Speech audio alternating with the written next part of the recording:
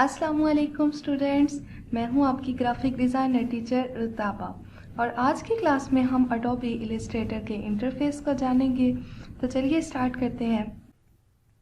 सबसे पहले बात करते हैं टाइटल बार की, जिसमें हमारे पास बहुत सारे टैब्स हैं, लेआउट्स हैं और डॉक्यूमेंट अरेंजमेंट है। तो यहाँ टॉप लेफ्ट पे आपके पास AI लिखा हुआ है, जो कि अडोबी इलस्ट्रेटर की एक्सटेंशन बोल सकते हैं या अडोबी इलस्ट्रेटर का एक आइकॉन बना हुआ है। और इसके साथ जो हमारे पास टैब बने हुए हैं, इन पर अगर आप क्लिक करें तो आपके पास menu, drop down menu open हो जाएगा, जिसमें हमारे पास बहुत सारे ऑप्शन है। जैसे आपने न्यू डॉक्यूमेंट अगर क्रिएट करना हो, ओपन करना हो, न्यू फ्रॉम टेम्पलेट करना हो, क्लोज करना हो, save as, copy, save from web या एग्जिट। और उसके बाद एडिट, ऑब्जेक्ट टाइप, ये सारे हमारे पास मेन्यू भी बोल सकते हैं इसे और टैब्स भी बोल सकते हैं। इन पर जैसे ही हम क्लिक करते हैं तो हमारे पास ड्रॉप डाउन मेन्यू आ जाता है। अगर आप गौर करें तो यहाँ कुछ जो है हमारे मेन्यू ऑप्शन, इनमें एक एरो बना हुआ है, जिसका मतलब ये है कि ये मेन्यू आगे एडिशनल मेन्यू में भी ओपन होता है। ठीक है, इस तरह इससे भी आगे है, आगे सब एडिशनल मेन्यू। तो उसके बाद हमारे पास यहाँ है ऑप्शन बार। टैब्स के बाद हमारे पास यहाँ है ऑप्शन बार, जो कि फर्दर ये ऑप्शंस चेंज होते रहते हैं जैसे भी हम कोई भी टूल पिक करते हैं। ये है हमारे पास टूल बार। यहाँ दो एरो आपको नजर आ रहे हैं। अगर हम इन एरोज पे क्लिक करें, ये दो एरो जो आपको नजर आ रहे हैं, तो ये हमारे टूल बार जो है ये ओपन हो जाएगी, कुछ इस तरह से ओपन हो जाएगी। इस पे दोबारा क्लिक करें तो ये क्लोज हो जाएगी, ये ओपन हो चुकी है। तो दूसरी साइड पे हमारे पास हैं पैनल्स। अगर आप इन पैनल्स पे क्लिक करें तो आपके पास इस पैनल से रिलेटेड प्रॉपर्टीज शो होना शुरू हो जाएंगी, जिसमें बहुत सारे टैब्स हो सकते हैं। उस पैनल से रिलेटेड तमाम प्रॉपर्टीज आपके पास यहाँ मौजूद होंगी। टूल्स और पैनल्स में डिफरेंस क्या है? टूल जस्ट एक टूल है, और जिस तरह आपके पास सीजर, नाइफ, कटर एक टूल है। जबकि और अगर आप यहाँ देखिए, गौर करें तो यहाँ हमारे पास इसी टूल पर एक रेक्टेंगल बनी हुई है। इस रेक्टेंगल का क्या मतलब है कि इस टूल के अंदर और भी कुछ टूल मौजूद हैं। इस पे अगर हम राइट क्लिक करें तो ये देखें, ये सिलेक्शन, डायरेक्ट सिलेक्शन टूल था, इससे रिलेटेड आ गया हमारे पास ग्रुप सिलेक्शन टूल। इसी तरह यहाँ ये ब्रश, ये पेंट ब्रश में आप अगर राइट क्लिक करें तो इसी से रिलेटेड बाकी टूल्स आपके सामने आ जाएंगे। जबकि पैनल्स में क्या होता है, सिर्फ कलर्स का पैनल है तो कलर्स से ही रिलेटेड उसमें सारी प्रॉपर्टीज उसके अंदर शो होना शुरू हो जाएंगी। यहाँ टॉप पे हमारे पास है सर्च बार, और इसके बाद यहाँ जहाँ लिखा हुआ है एसेंशियल, इसे मैं क्लोज करके दिखा देती हूँ। ये एसेंशियल किस लिए यूज होता है? इसमें ड्रॉप डाउन मेन्यू है जिसमें हम लेआउट की अरेंजमेंट करते हैं। लेआउट की अरेंजमेंट किस तरह से? फॉर एग्जाम्पल, अगर मैंने ये पैनल ओपन किया है, इसको मैं यहाँ से मूव करके यहाँ रख लेती हूँ अपने काम की आसानी के लिए, कि यहाँ से मुझे कोई भी कलर पिक करना है तो जल्दी से मैं यहाँ से पिक कर सकती हूँ। फॉर एग्जाम्पल, इससे मैं यहाँ से क्लोज कर दूँ। अब ये मेरे पास कलर का पैनल यहाँ नहीं मौजूद, क्योंकि मैंने उसे क्लोज कर दिया। अगर मुझे दोबारा से वही पैनल चाहिए तो एसेंशियल के बटन पर अगर आप क्लिक करें तो आपके पास एक ड्रॉप डाउन मेन्यू आता है, जिसमें यहाँ लिखा हुआ है रीसेट एसेंशियल। ये देखें, इस पे जैसे ही हम क्लिक करते हैं तो हमारे पास बाय डिफ़ॉल्ट जो हमारी सेटिंग है वो आ जाएगी। जैसे कि ये देखें, हमारा कलर्स का पैनल दोबारा से आ गया है। इस सेटिंग को हम विंडो में भी देख सकते हैं।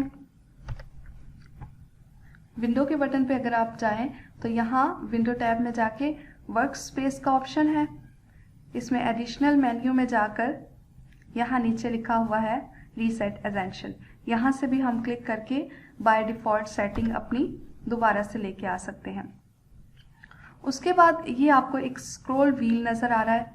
ये स्क्रॉल बार है हमारी, कि हमें अपने डॉक्यूमेंट को उसका बॉटम अगर हमने देखना है या उसका टॉप हिस्सा अगर हमने देखना है, वो चाहे जूम करके हो, कंट्रोल प्लस करें अगर हम, तो तब भी हम इसे देख सकते हैं, कंट्रोल माइनस करके। और ये स्क्रॉल व्हील यूज़ हो सकता है। यहाँ नीचे भी है, आप इसको लेफ़्ट या राइट साइड पे अपने डॉक्यूमेंट को मूव करवा के देख सकते हैं। या फिर शॉर्टकट की है H, अगर आप प्रेस करें H के साथ हमारा ये हैंड टूल में कन्वर्ट हो जाएगा और हम अपने डॉक्यूमेंट को कहीं भी मूव करवा सकते हैं। ओके, तो सबसे पहले क्यों ना इस डॉक्यूमेंट के बारे में जान लें कि ये डॉक्यूमेंट हमारे पास कहाँ से आया और कैसे हम कितने और किस तरीके से हम डॉक्यूमेंट और भी क्रिएट कर सकते हैं। फॉर एग्जांपल यहाँ मुझे 2 डॉक्यूमेंट चाहिए, मुझे एक साथ जैसे कि किसी भी बिजनेस कार्ड को अगर मुझे डिज़ाइन करना है, उसका फ्रंट और बैक साइड मुझे सामने रख के उसे डिज़ाइन करना है, तो यहाँ मुझे 2 आर्ट बोर्ड चाहिए होंगे। उसके लिए मैं क्या करूँगी, एक और डॉक्यूमेंट यहाँ क्रिएट करूँगी। यहाँ फाइल के ऑप्शन में जाएँ और न्यू के बटन पर क्लिक करें। इसके साथ ही आपको इसका शॉर्टकट भी नज़र आ जाएगा, कंट्रोल N। यहाँ देखिए इसका शॉर्टकट भी लिखा हुआ है, कंट्रोल N। तो यहाँ जैसे ही हम क्लिक करते हैं, ये हमारे पास विंडो अपेयर हो गई है जिसमें हम अपने डॉक्यूमेंट की अरेंजमेंट कर सकते हैं। हमें साइज़ क्या रखना है, आर्ट बोर्ड कितने रखने हैं। यहाँ जैसे मैंने बात की कि अगर मुझे 2 आर्ट बोर्ड रखने हैं, 3 रखने हैं, 4 रखने हैं, फ़िलहाल मैं 2 रख लेती हूँ। और इसको अरेंज कैसे करना है, मुझे कितने कॉलम्स हों, कितनी रोज़ हों, उसमें स्पेस कितनी हो, पोर्ट्रेट ओरिएंटेशन हो या लैंडस्केप, कैलकुलेशन मेथड कैसा हो, पॉइंट्स में हो, इंचेस में हो, और इसकी विड्थ और हाइट कितनी हो, मार्जिन कितना रखना है, टॉप लेफ़्ट राइट। तो यहाँ से हम उसको अरेंज कर सकते हैं। तो मैं इसे फ़िलहाल कैंसिल कर रही हूँ। कंट्रोल N प्रेस करें शॉर्टकट, तो यही विंडो आपके पास दोबारा से अपेयर हो जाएगी। यहाँ बाय डिफ़ॉल्ट जो सेटिंग है लेटर साइज़ में, और यहाँ से हम 2 आर्ट बोर्ड ले लेते हैं। आर्ट बोर्ड 2 ले लेते हैं, ठीक है। इसको ओके कर लेते हैं। मतलब मुझे एक बिज़नेस कार्ड डिज़ाइन करना है या ब्रोशर डिज़ाइन करना है और उसका फ्रंट और बैक दोनों मुझे सामने रख के डिज़ाइन करना है, तो मैं 2 आर्ट बोर्ड ले लूँगी, ठीक है। तो यहाँ हमारे पास 2 डॉक्यूमेंट ओपन होके आ गए हैं 2 आर्ट बोर्ड के ऊपर। तो अगर मुझे पहले वाला अपना डॉक्यूमेंट ओपन करना है तो उसके लिए मैं क्या करूँगी, यहाँ ऊपर टॉप में देखें तो यहाँ पे है ओपन डॉक्यूमेंट का एक ऑप्शन है कि अभी फ़िलहाल जो डॉक्यूमेंट मेरा ओपन है उसका कलर हाईलाइट हुआ है, और दूसरा इस पे अगर मैं क्लिक करूँ तो पहले वाला मेरा डॉक्यूमेंट आ जाएगा। यहाँ हम बहुत सारे इस बार में अपने डॉक्यूमेंट क्रिएट करके रख सकते हैं, जैसे कि कंट्रोल N प्रेस करूं और यहाँ से मुझे 2 से ज़्यादा आर्ट बोर्ड चाहिए, 4 चाहिए, जितने मर्जी मैं यहाँ 14 भी कर सकती हूँ। ये देखें ये सारे आर्ट बोर्ड आ गए और यहाँ ऊपर ये सारे आर्ट बोर्ड ओपन हो जाएंगे। उसके बाद यहाँ नीचे आप देखें तो यहाँ हमारे पास जूम साइज़ बाय डिफ़ॉल्ट 66.67 होता है हमारे पास जूम साइज़, और कोशिश करें हमेशा अपना डॉक्यूमेंट क्रिएट करके उसको 100% पे देखें। अब 100% पे कैसे देख सकते हैं हम, कंट्रोल 0 अगर हम प्रेस करें तो हमारा डॉक्यूमेंट जो है वो 66 पॉइंट समथिंग या 76 पे होता है, उसका प्रीव्यू शो होता है। और अगर हम कंट्रोल 1 पर प्रेस करें, कंट्रोल 1 शॉर्टकट की प्रेस करें तो ये अब हमारा डॉक्यूमेंट 100% जूम साइज में है। कोई भी आप ऑब्जेक्ट क्रिएट करें उसका 100% ज़रूर देखा करें रिजल्ट, जैसे कि यहाँ आपके पास शो हो रहा है इसका 100% रिजल्ट। अभी फॉर एग्जांपल अगर ये मेरा डॉक्यूमेंट हैंड टूल से यहाँ चला जाता है, हैंड टूल की शॉर्टकट मैंने बता दी है H, तो अगर मैंने कोई और टूल सेलेक्ट किया हो और मेरा आर्ट बोर्ड जो है यहाँ नीचे चला जाए तो क्या मैं दोबारा से शॉर्टकट की प्रेस करके इसको दोबारा से H प्रेस करके यहाँ सामने लाऊंगी, लेकिन हो सकता है इसका जूम साइज़ डिक्रीज़ हो जाए, इंक्रीज़ हो जाए, तो वापस मुझे 66.67 तक देखना है अगर अपने डॉक्यूमेंट को। तो उसका क्या तरीकाकार है, कंट्रोल 0 प्रेस करें और कंट्रोल 1 फॉर 100%, कंट्रोल 0 फॉर 66.67 और कंट्रोल 1 फॉर 100% रिजल्ट प्रीव्यू। तो चलिए अब टूल्स पे काम स्टार्ट करते हैं। सबसे पहला टूल है हमारे पास सिलेक्शन टूल। आपको जूम करके दिखा देती हूँ। ये है हमारे पास सिलेक्शन टूल। सिलेक्शन टूल के नाम से ही आपको समझ आ जाएगी कि ये सिलेक्शन टूल किसी भी ऑब्जेक्ट को सिलेक्ट करने के लिए, किसी भी इमेज को सिलेक्ट करके उसकी पोजीशन से मूव करने के लिए यूज़ होता है, या उसको रिसाइज करने के लिए यूज़ होता है सिलेक्शन टूल। तो सिलेक्शन टूल के लिए यहाँ इसे यूज़ करने के लिए हमारे पास कोई ऑब्जेक्ट होना चाहिए, कोई शेप या कोई इमेज होनी चाहिए। तो यहाँ से हम इस टूल से हम एक ऑब्जेक्ट क्रिएट कर लेते हैं। किसी भी ऑब्जेक्ट पर जब आप रेस्ट करवाते हो अपना कर्सर तो उसका नाम आपको शो हो जाएगा। जैसे ये डायरेक्ट सिलेक्शन टूल है, पेन टूल है, तो उसका नाम आपको शो हो जाएगा। अब ये हम रेक्टेंगल से एक शेप बना लेते हैं यहाँ अपने आर्ट बोर्ड पर। अगर आप जस्ट क्लिक करें, रेक्टेंगल शेप को सिलेक्ट करके जस्ट क्लिक करें तो आपके पास जो विंडो अपीयर होगी उसमें हम अपनी विड्थ या हाइट बता सकते हैं उस ऑब्जेक्ट की अपनी मर्जी से। तो जैसे कि 100 pty 100 pt है, अगर इसे ओके कर दें तो ये एक रेक्टेंगल बन जाएगी, बल्कि एक स्क्वायर बन जाएगा, रेक्टेंगल नहीं स्क्वायर बन जाएगा क्योंकि 100 बाय 100 था। और अगर आप उसकी विड्थ और हाइट चेंज करना चाहते हो, रेक्टेंगल लेना चाहते हो, तो आपको यहाँ से चेंजिंग लानी होगी। यहाँ मैं 50 लिख देती हूँ और ओके करते हैं। तो अब ये देखिए हमारे पास एक रेक्टेंगल बन गई। अब ये दोनों रेक्टेंगल और स्क्वायर अगर हमें शॉर्टकट कीज के ज़रिए इन्हें यूज़ करना हो तो कैसे करना है। सिलेक्शन टूल लें और सिलेक्शन टूल से मैं इन सबको सिलेक्ट करके रिमूव कर रही हूँ। रेक्टेंगल टूल लेके यहाँ माउस का लेफ्ट क्लिक करना है और उसे ड्रैग करना है। इस तरह हम ड्रैग करके रेक्टेंगल या स्क्वायर शेप ले सकते हैं। अभी तो ये फ्रीली मूव कर रहा है। अगर मैं चाहती हूँ कि मेरा कर्सर जहाँ मर्जी मूव करे लेकिन ये स्क्वायर ही रहे, तो यहाँ शिफ्ट का बटन अगर मैं साथ प्रेस कर दूँ तो अब देखें, अब ये रेक्टेंगल में चेंज नहीं हो रहा, ये स्क्वायर ही बन रहा है, चाहे वो उसे ऊपर की तरफ बनाऊँ या नीचे की तरफ। ठीक है। और अगर जैसे ही मैं शिफ्ट का बटन रिलीज करती हूँ तो आप देखिए ये रेक्टेंगल भी बना रहा है और स्क्वायर भी। अगर मुझे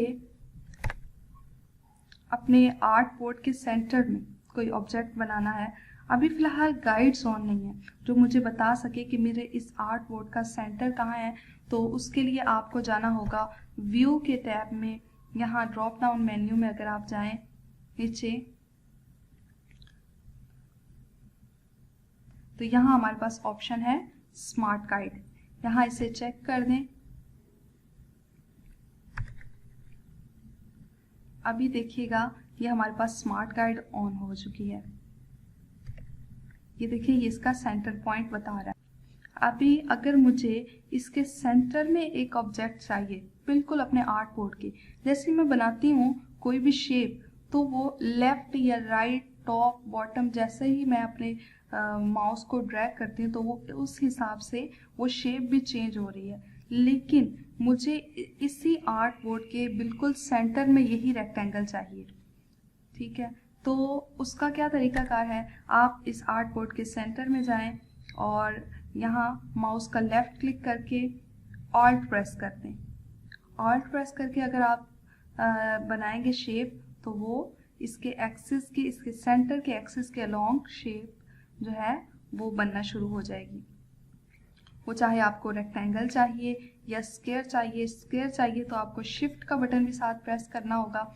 एक बात याद रखिएगा, कमांड्स जो हैं, हमारी कीज़ जो हैं, जैसे कि कंट्रोल, शिफ्ट, ऑल्ट, ये बटन्स आप लोगों ने रिलीज़ नहीं करने तब तक जब तक आपको अपनी शेप नहीं मिल जाती।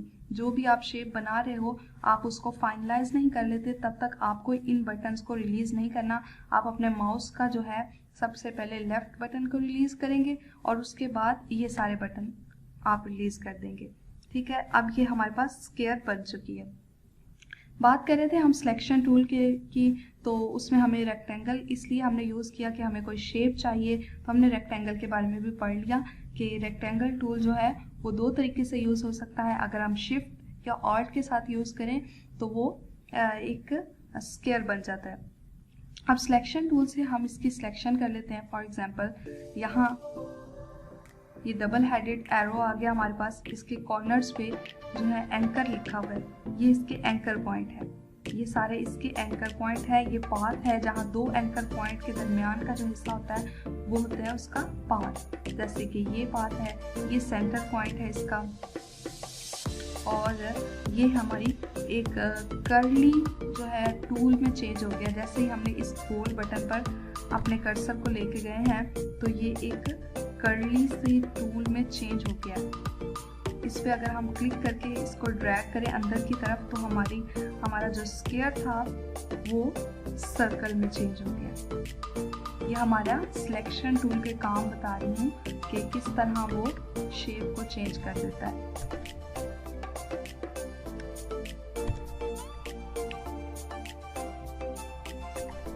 और अगर हम अपने सिलेक्शन टूल से इसके कॉर्नर्स पर लेके जाएं तो ये डबल हेडेड एरो में कन्वर्ट हो जाता है। माउस का लेफ्ट क्लिक करके हम इसको रिसाइज कर सकते हैं। ये देखिए, ये स्क्वायर जो है हमारा रेक्टेंगल में भी चेंज हो रहा है और सर्कल में, स्क्वायर में भी। तो अगर शिफ्ट का बटन प्रेस कर दें तो ये बिल्कुल एक्यूरेट जो है रिसाइज होगा इसकी वैल्यू। तो ये जो हमारे पास एक स्क्वायर बना हुआ है, अगर मैं अपने माउस का कर्सर जो है इसको किसी खाली जगह पर क्लिक करूं तो ये सिलेक्शन ख़त्म हो जाती है। तो अगर मुझे इसे दोबारा से सिलेक्ट करना है तो इसके ऊपर जाके एक बार क्लिक करें तो ये खुद ही सिलेक्शन टूल में कन्वर्ट हो जाएगा और इसे सिलेक्ट कर लेगा। या फिर कुछ इस तरह से आप इसे ड्रैग करके भी सिलेक्ट कर सकते हो।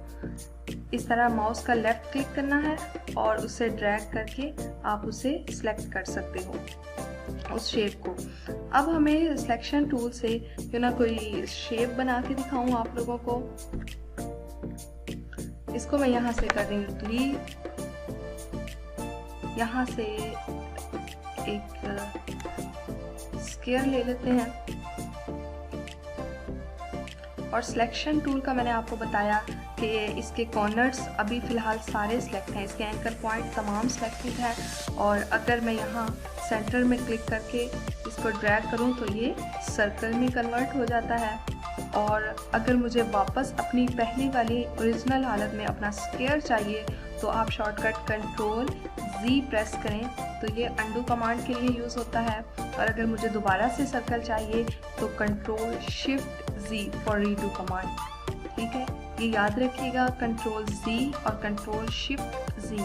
अब कंट्रोल Z कर देती हूँ, वापस मुझे अपना रेक्टेंगल मिल जाएगा। अब सिलेक्शन टूल से मैंने इसे सिलेक्ट करके ड्रैग करना है। ड्रैग करने का क्या प्रोसेस है कि आप माउस का लेफ्ट क्लिक करते हो और उससे माउस के ज़रिए ड्रैग करके नीचे ले आते हो।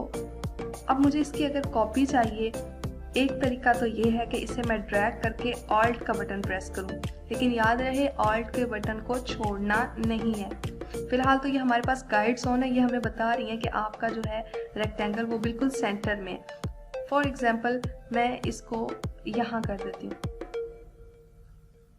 थोड़ा सा लेफ्ट या राइट बन जाए अगर मेरी ये शेप, लेकिन मुझे चाहिए कि मेरा कर्सर जहाँ मर्जी मूव करे ये शेप बिल्कुल इसके सेंटर में ही आए। तो उसके लिए क्या, शिफ्ट शॉर्टकट की प्रेस कर दूंगी। अब मैं चाहे जहाँ भी मूव करूँ मेरी ये जो रेक्टेंगल स्क्वायर शेप है वो इसके सेंटर में ही रहेगी। तो ऑल्ट और शिफ्ट का बटन प्रेस करके रखना है और माउस का जो लेफ्ट क्लिक है उसको रिलीज कर दें तो ये हमारी कॉपी जनरेट होगी। या तो एक ये तरीकाकार है कि हम इसे सेलेक्ट करें कंट्रोल C कंट्रोल V तो ये यहाँ आ जाएगी। इसको उठा के हमें रखना पड़ेगा, यहाँ अरेंज करना पड़ेगा शिफ्ट के साथ, या वैसे स्मार्ट गाइड जोन है तो इस तरह करके मैं बहुत सारी कॉपीज क्रिएट कर सकती हूँ। कंट्रोल V इसको यहाँ से सिलेक्ट करके ऊपर रख सकती हूँ। तो ये बहुत ज़्यादा टाइम कंज्यूमिंग है, इसका इसी तरह का अगर मुझे कोई पैटर्न बनाना है तो यहाँ बहुत ज़्यादा देर लग जाएगी मुझे इसे अरेंज करते करते। तो सबसे आसान तरीका क्या है, इस रेक्टेंगल स्क्वायर शेप को मैं शिफ्ट के साथ ड्रैग कर देती हूँ और ऑल्ट का बटन प्रेस करती हूँ तो इसकी यहाँ कॉपी जनरेट होगी। अब या तो यही तरीकाकार, यही प्रोसेस मैं बार बार करती जाऊँ, या फिर अगर मैं कंट्रोल डी शॉर्टकट कीज़, जितनी भी मैं शॉर्टकट कीज़ बता रही हूँ स्टूडेंट्स प्लीज़ उसे नोट कर लिया करें। नेक्स्ट टाइम आप लोगों को बहुत ज़्यादा आसानी होगी अपने आर्ट वर्क में। इन शॉर्टकट कीज़ को अप्लाई करके आप अपना काम जो है वो बहुत फास्ट कर सकते हो, बजाय इसके कि आप एक एक टूल को जाके सिलेक्ट करो। आपको शॉर्टकट आती हो तो आप जल्दी से अपना काम कर सकते हैं। अब मुझे शॉर्टकट की जो मैंने अभी रिसेंटली जो वर्क किया है, इस स्क्वायर को यहाँ से यहाँ मूव किया और इसकी कॉपी जनरेट की है। अगर मुझे यही प्रोसेस दोबारा से चाहिए तो कंट्रोल डी प्रेस करें फॉर डुप्लीकेट ऑब्जेक्ट, या रिपीटेड लास्ट एक्शन आप बोल सकते हो कि लास्ट टाइम जो एक्शन हमने किया है वो हमें दोबारा से रिपीट करना है। इसी के साथ कंट्रोल ए करके मैं इन सबको सेलेक्ट करके यहाँ ड्रैग कर लेती हूँ साथ ही इसके, और शिफ्ट का बटन प्रेस करके ऑल्ट का बटन प्रेस कर देती हूँ। शिफ्ट से क्या होगा, वो बिल्कुल उसके सेंटर में होंगे, उसका सेंटर पॉइंट, और ऑल्ट से क्या होगा, उसकी कॉपी जनरेट होगी।